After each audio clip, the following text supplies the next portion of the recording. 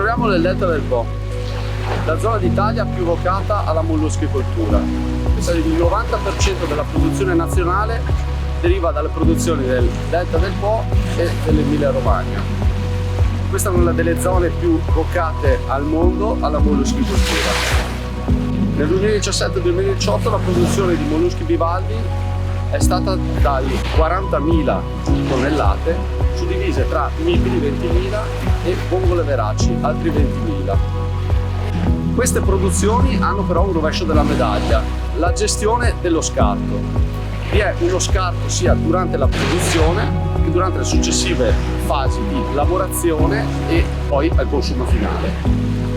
Il 70% del mollusco è infatti uno scarto, solo il 30% è la parte edibile del mollusco stesso.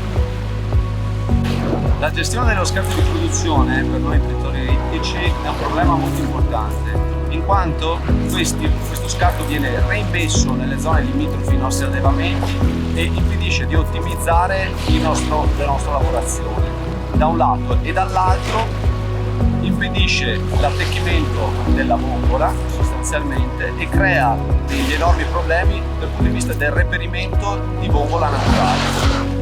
Attualmente infatti non esiste più la possibilità di trovare vongola in natura e siamo costretti a rivolgerci a degli schiuditori, ovvero a dei laboratori dove le vongole vengono create artificialmente.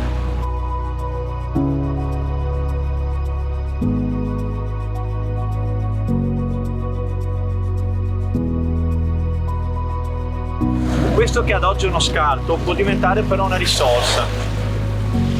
Con il progetto Circular Venice ci siamo posti l'obiettivo di trasformare questo guscio di mollusco in un biofiller.